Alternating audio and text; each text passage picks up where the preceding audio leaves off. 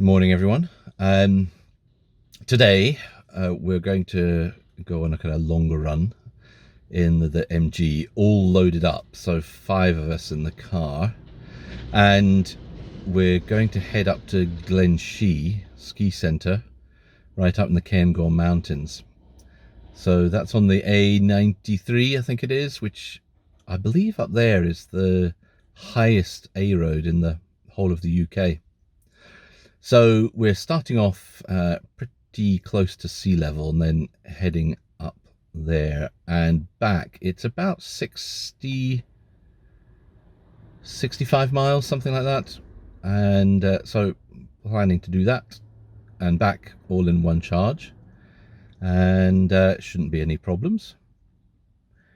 And we'll see how we go.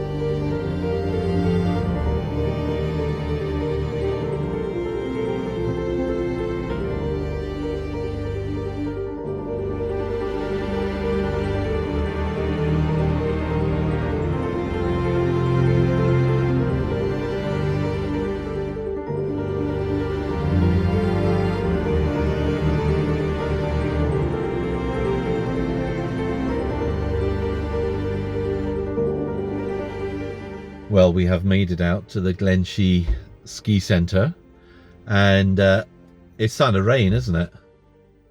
I'm seeing rain on the windscreen. It's actually been really nice coming out. A few showers on the way out, nothing major. And our average was pretty poor because I wasn't driving very fast coming out. But of course, we have climbed over 2,000 feet in altitude to get up here. All fine. We are on the battery. It's about half of the graticules. I think a range of about 80 miles or something like that. I can't remember now. I had it on the screen, but I've turned it off. So we loads because we were coming all that way downhill on the way back. So we'll see what like. Anyway, we're going to go and climb a Munro or 2 or 3 is the plan, weather permitting.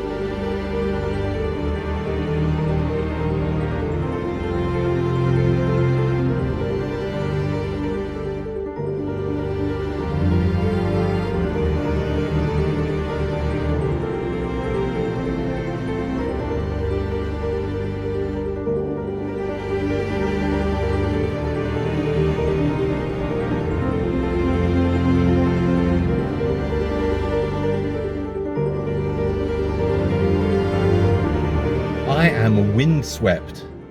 It is, it's a lovely day.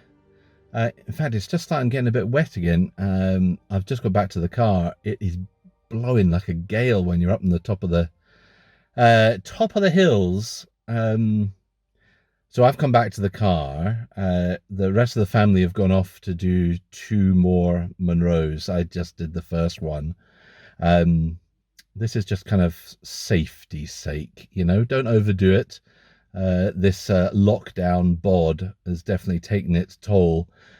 So not wanting to overdo it. However, it was a nice walk up and down up to, my watch was saying 891 meters. So the Monroes in Scotland, there are 282 of them, I think, if I remember rightly.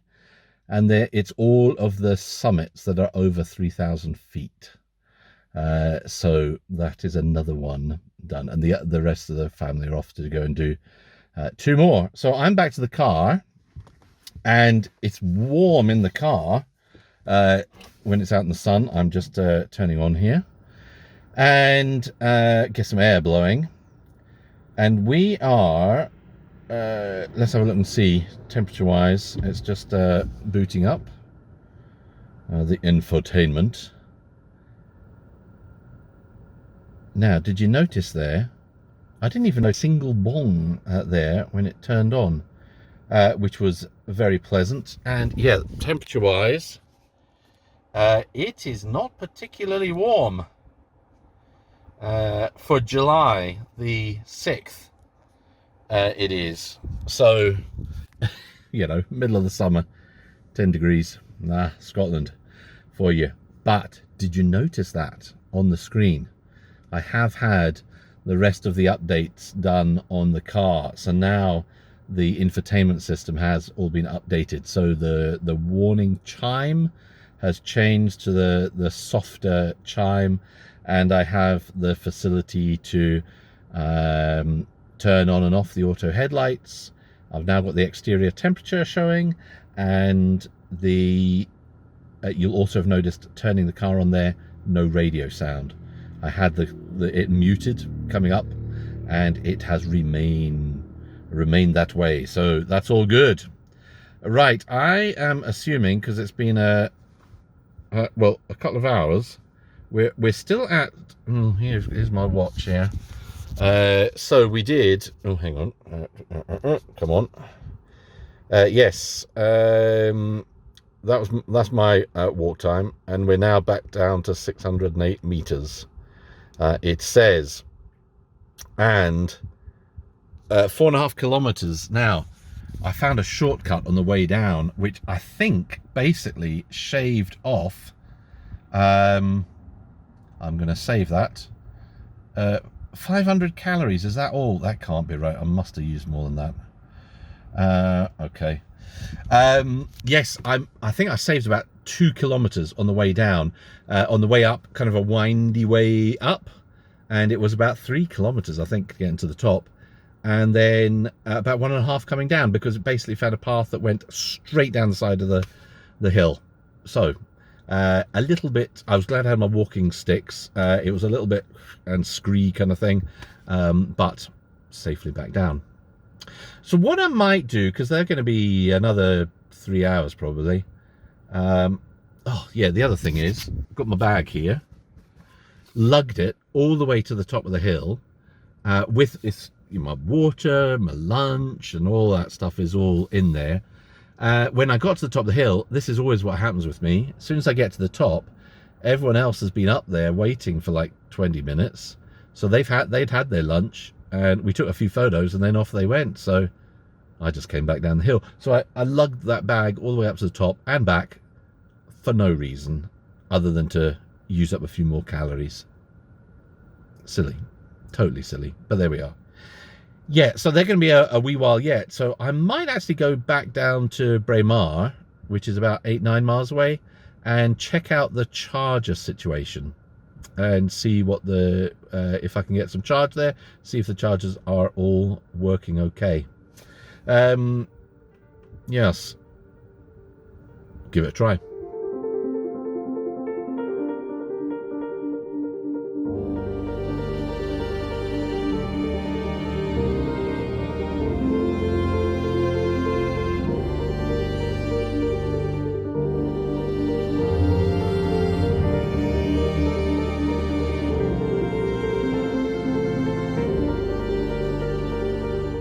Well, bingo. That's great. Last time I was out here, now that's a while ago, when in the Zoe, the rapid charger, I could not get to work on the AC, if I remember rightly. Now there is there's the rapid charger. There is a post over there with 22 kilowatts.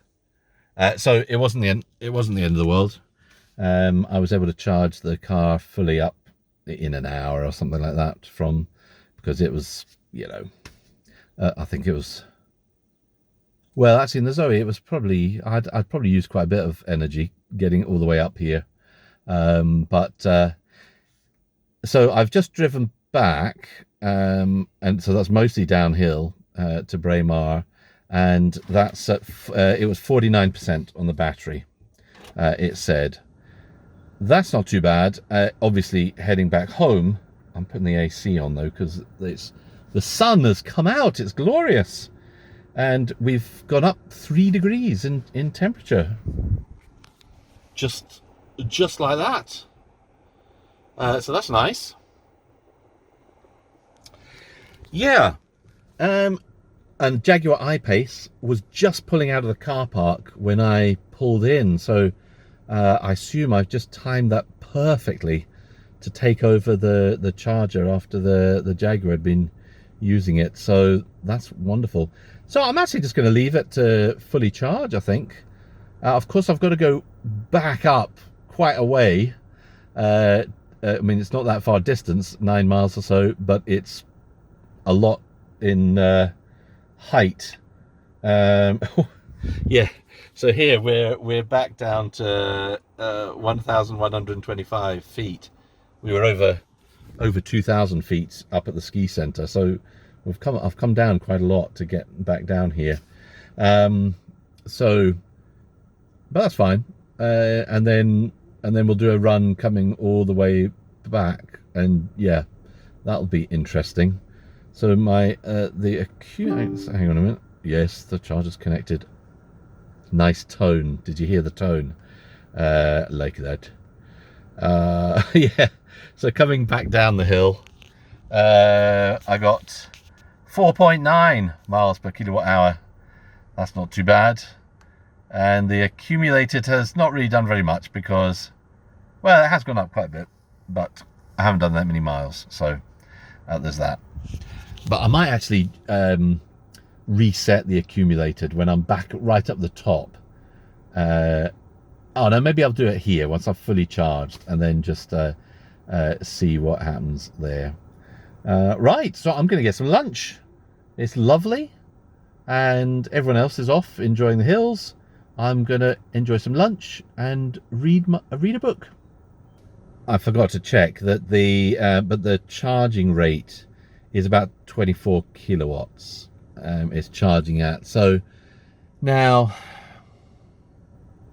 some of these eVolt chargers are a bit strange in my past experience, and that they don't charge at the full either 43 on AC or 50 on DC.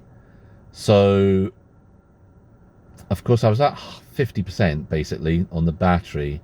So I'd be expecting it to be a bit higher than that, the charge rate, but it may just be the charger itself. However, I will reserve judgment. I do not have enough experience to know if it's the car or the charger. But 24 kilowatts, so I'm going to be here a little while. Let me turn off. See, is that how the wee battery thing comes up? Well, we're at 56% already. That's not too bad. And but it's not giving me the charging time. Come on. Yeah, that's a bit frustrating. It's not actually showing you the time to charge. Now, I have realized that I think our local charger is, of course, I haven't used it for quite a while. There is something not right with it, in that it seems to be only charging at 3.3 whatever, 3.5 kilowatts, so 16 amps. So when we were down to 2%, I think, on the battery. So it was getting a full charge. It was saying 12.5 hours to charge. So you'd expect it to be six and a bit hours. So that's a bit of a bummer. It means that, if I plug in late at night and then unplug it in the morning, ordinarily you'd expect that would be it fully charged, but no, that wouldn't be the case. It's going to need longer, or just need to plug it in more frequently. Bit of a pain that. I'll need to let the council know. There's obviously something wrong with it. I suppose in honour of Bjorn Nyland, Tesla Bjorn, now also MG ZS Bjorn, I don't have a microwave though in the car, unlike his Honda, but I do have homemade sandwiches here, and prawn cocktail skips. What can possibly go wrong with this situation? Sweet.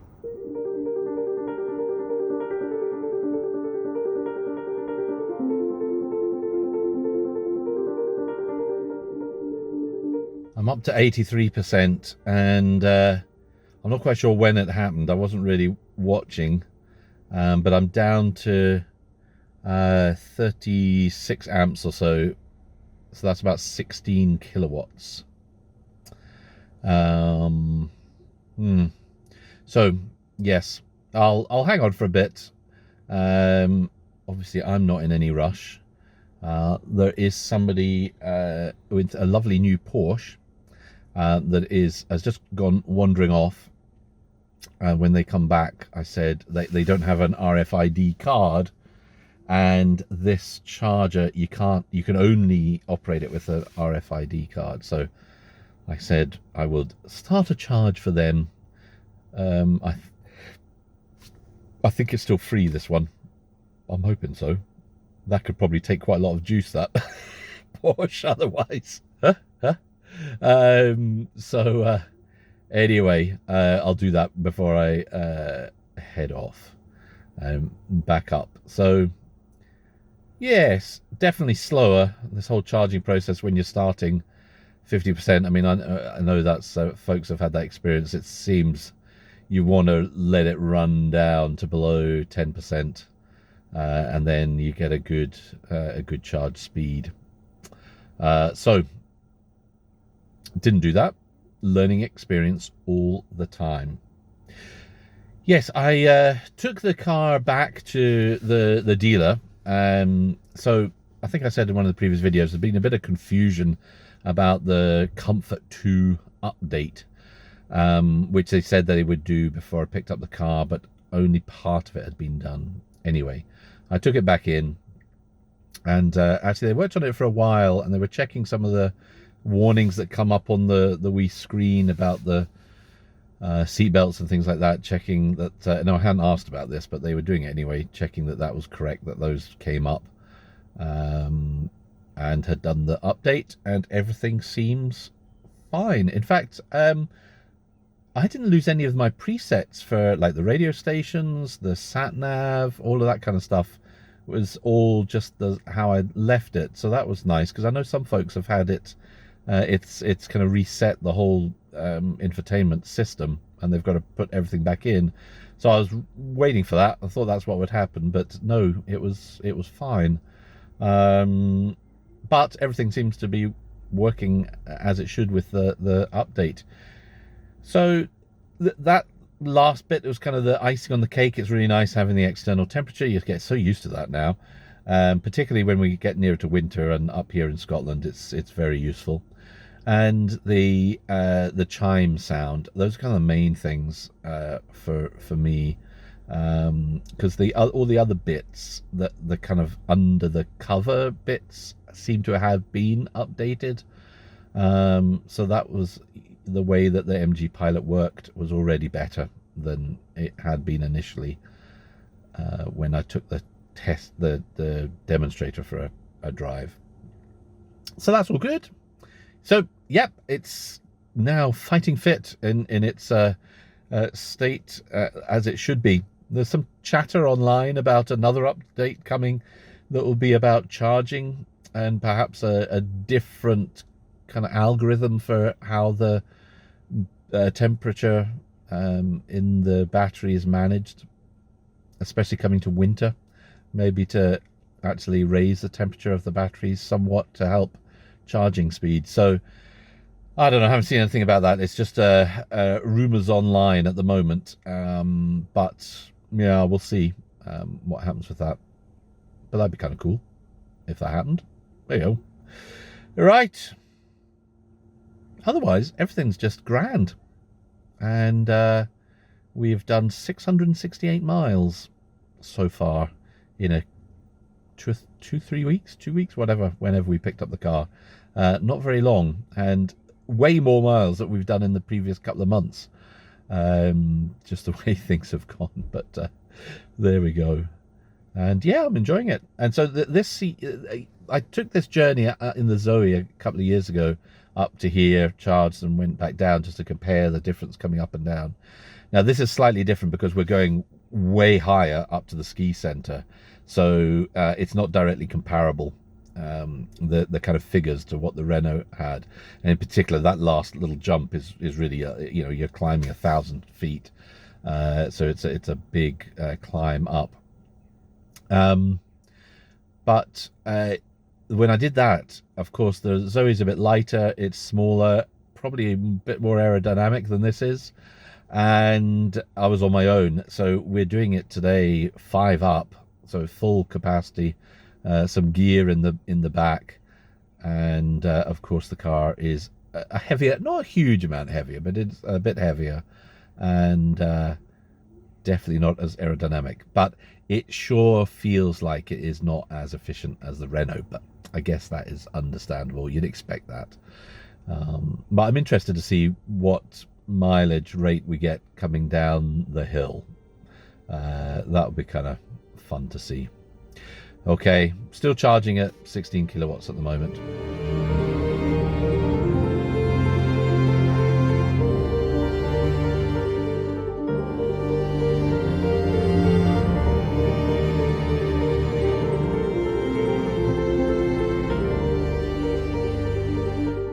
Right, I've got back up to the ski centre, and trying to be a little careful driving back up, and so I did, well, it was nearly 5 miles per kilowatt hour having driven down, and having driven back up, it's only fallen to 4.4. I still had it at 5 just before the last mile, but then the last mile is really straight up.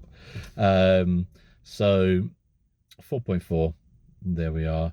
And I'd let the car charge to about 90%, and then the family came back who had the Porsche. So they'd actually, I think that, they were saying they'd tried 3 different CCS chargers. They'd only had the car a couple of days, and none of them worked. So he was just wanting to try it to see if it worked, and we plugged it in and it worked fine. So so it was clearly this car, the MG, that was throttling the power, because when he plugged in he was getting 35 kilowatts, still at 80% on the battery. That battery is 93 kilowatt hours, I think, in the Porsche. Yes, twice the size. However, the price more than twice, I'm guessing.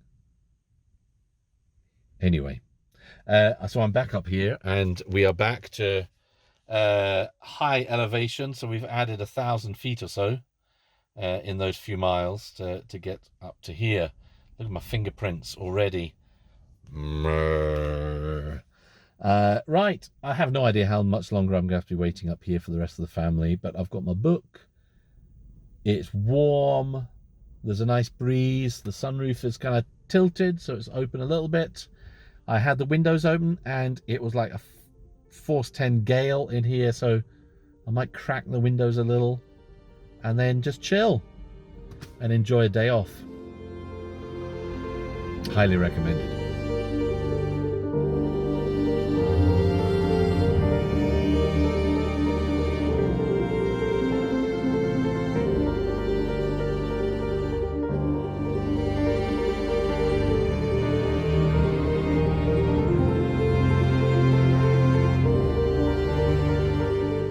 Right, we are back home and the kids have unloaded stuff from the boot and then have left the boot wide open because, well, just because that's what they do. Yeah, we came a slightly different route on the way home because we were flying past the Chippy to get fish suppers for a treat, having climbed some mountains. But it was basically coming the same way down. It's just instead of doing a more kind of rural road for the last sort of 20 miles, it was all through towns. So there was a lot of stop start. But I did try the MG Pilot in that kind of setting. So there was a lot of traffic lights, kind of traffic, and yeah, it's so that would be the traffic assist, traffic jam assist, I guess, that was operational. So down to 0 speed, and it worked okay. It takes getting a bit, it takes some getting used to, just because I'm so used to kind of coasting more, especially in that kind of situation, whereas it'll want to accelerate more and then brake harder later than I would naturally want to do or feel comfortable doing. So if you were using it a lot, you would, I guess, just get used to that. But it didn't feel entirely natural to me now. Maybe 20 years ago, when I was more, I've got to be right up the rear end of somebody in an automotive sense, then yes, maybe it would appeal more at that point. Anyway, so here is the accumulated total for the whole journey of the day.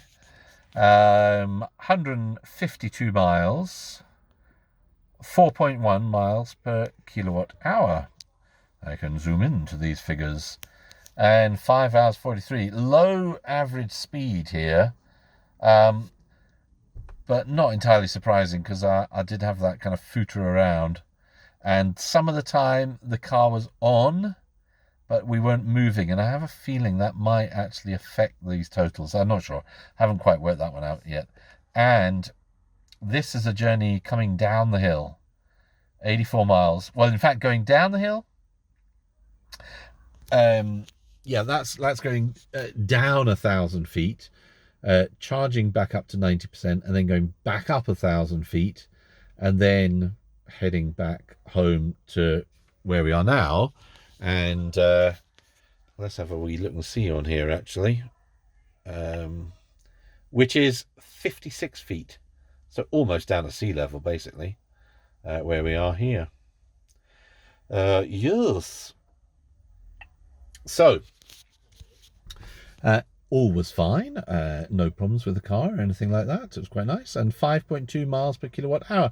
I'm sure I managed more than that in the Renault when I was coming, but not bad. And, well, look, journey time, 84 miles. So you could take off, what was it, 9 miles from that? And then, which was the journey... No, hang on a minute. I'm getting myself confused. No, so that 84 miles, yes, no, that'd be right, included 9 miles and then a top up back to 90%. So you could take 9 miles off that, but I was only at 90%. And then 95 miles still to go. So that seems pretty good to me. But that would be right if we're kind of 5.1 miles per kilowatt hour and we are 40 plus kilowatt hours. That would kind of make sense, wouldn't it? It would be around about, well, then we're talking about heading towards a pretty good sum. And you can tell I'm knackered and I can't do the maths in my head.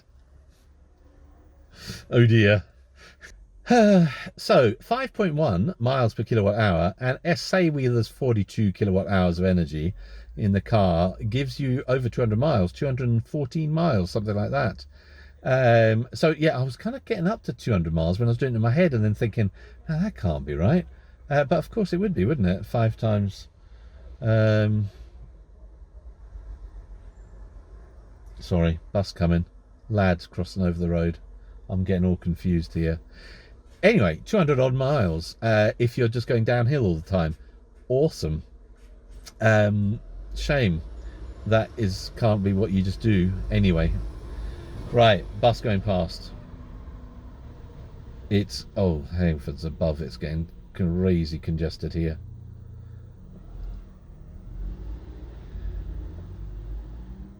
I mean, this is a small residential street in the middle of Aberdeen, and yet sometimes it feels like you're, you know, in the middle of Grand Central. This is the, when are we doing this? 6th of July, and our local pub across the road has obviously reopened up, and I can hear screaming and shouting going on from over there. So clearly there's going to be some good social distancing going on, and people not breathing heavily and all that stuff going on, you know. Excellent. Okay, I think that's enough for today. So a lovely journey out into the hills, back again in the MG ZS EV, and some very nice range. I did 5.1 and I realized 5.2 it actually was there. A little bit extra. All right. See you later, guys. Bye.